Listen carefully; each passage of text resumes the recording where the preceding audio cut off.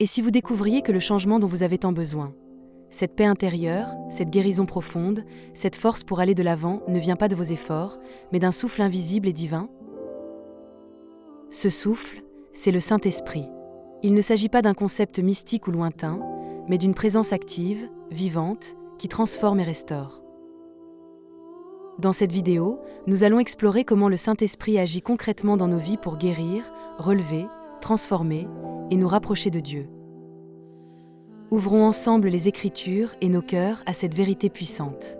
Le Saint-Esprit est la troisième personne de la Trinité, pleinement Dieu, pleinement présent dans la vie des croyants. Jésus a promis son envoi dans Jean chapitre 14, verset 26, « Mais le Consolateur, le Saint-Esprit, vous enseignera toutes choses et vous rappellera tout ce que je vous ai dit. »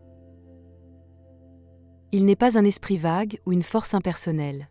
Il est l'Esprit de Dieu qui habite en nous pour nous guider, fortifier et transformer notre être tout entier.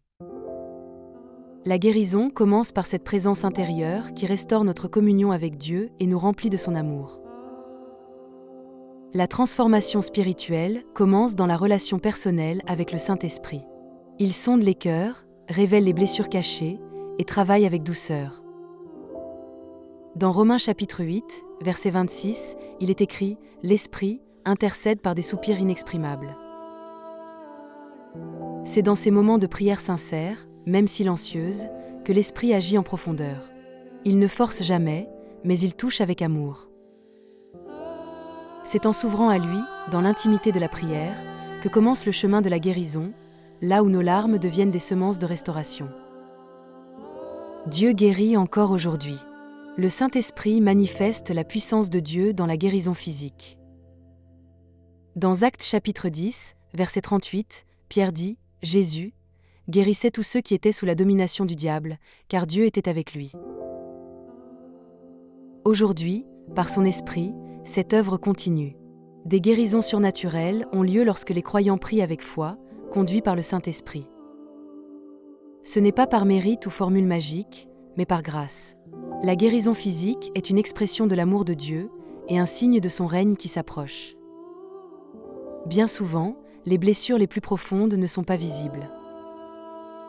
Dépression, anxiété, trahison. Le Saint-Esprit agit comme un baume céleste sur ces plaies de l'âme. Dans Psaume chapitre 34, verset 18, l'Éternel est près de ceux qui ont le cœur brisé. Il console, relève, restaure l'estime et la paix intérieure. Le Saint-Esprit nous aide à pardonner, à lâcher prise, à reprendre espoir. Il ne nous laisse pas seuls dans la souffrance émotionnelle, il nous accompagne pas à pas vers la guérison. Notre plus grande blessure est spirituelle, la séparation d'avec Dieu à cause du péché. Le Saint-Esprit nous convainc de péché, mais aussi de justice et de grâce.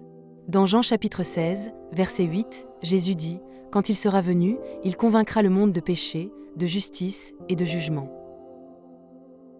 Cette conviction n'est pas une condamnation, mais un appel à la réconciliation.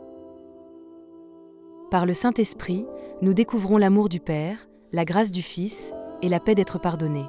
C'est le début d'une vie nouvelle. La guérison ne se limite pas à l'instant, elle produit un fruit durable. Dans Galates chapitre 5, versets 22 à 23, Paul parle du fruit de l'esprit, amour, joie, paix, patience, bonté. Ces qualités sont le signe tangible de l'œuvre du Saint-Esprit en nous. Quand il transforme notre caractère, il nous rend capables d'aimer ceux qui nous ont blessés, de vivre dans la joie malgré les épreuves, et de faire preuve de patience dans la douleur. Ces fruits montrent que la guérison intérieure est réelle. Le Saint-Esprit transforme notre manière de penser. Dans Romains chapitre 12, verset 2, « Soyez transformés par le renouvellement de l'intelligence. » Il renouvelle notre vision de Dieu, de nous-mêmes et des autres. Beaucoup de blessures viennent de mensonges que nous croyons « je ne vaux rien, je ne serai jamais guéri ». Le Saint-Esprit remplace ces mensonges par la vérité divine. Il nous apprend à penser selon le cœur de Dieu, à voir notre valeur en Christ et à espérer contre toute espérance. La guérison passe aussi par l'obéissance. Le Saint-Esprit ne transforme pas ceux qui résistent à sa voix. Dans Ézéchiel chapitre 36, verset 27, « Je mettrai mon esprit en vous, et je ferai en sorte que vous suiviez mes ordonnances. Il nous guide, mais ne nous force pas. En obéissant à ses directions, même quand elles semblent difficiles, pardonner, confesser, renoncer, nous ouvrons la porte à la vraie liberté. L'obéissance n'est pas une contrainte, mais un chemin vers la restauration complète. Le pardon est souvent l'étape la plus douloureuse mais essentielle de la guérison. Le Saint-Esprit nous rend capables de pardonner, même quand cela semble impossible. Dans Colossiens chapitre 3, verset 13, « Comme Christ vous a pardonné, pardonnez-vous aussi. » Ce pardon ne vient pas de nous, mais de l'amour que l'Esprit verse dans nos cœurs. Il nous libère de l'amertume, du poids du passé, et nous ouvre à la paix véritable.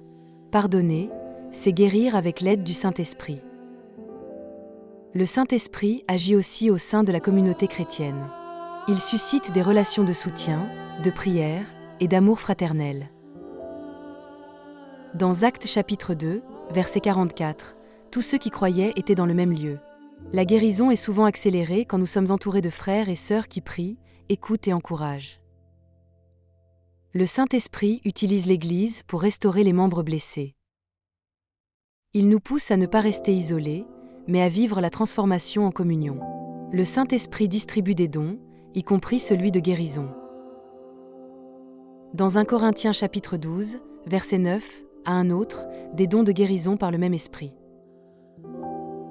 Certains croyants reçoivent une onction particulière pour prier et voir des guérisons se produire.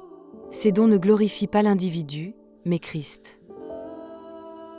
Ils rappellent que Dieu est vivant et agit encore.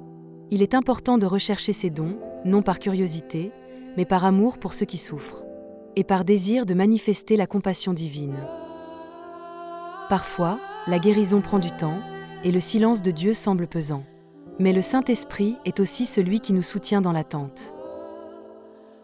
Dans Romains chapitre 8, verset 25, « Mais si nous espérons ce que nous ne voyons pas, nous l'attendons avec persévérance. » Il nous fortifie pour ne pas abandonner, nous rappelle les promesses de Dieu et nourrit notre foi.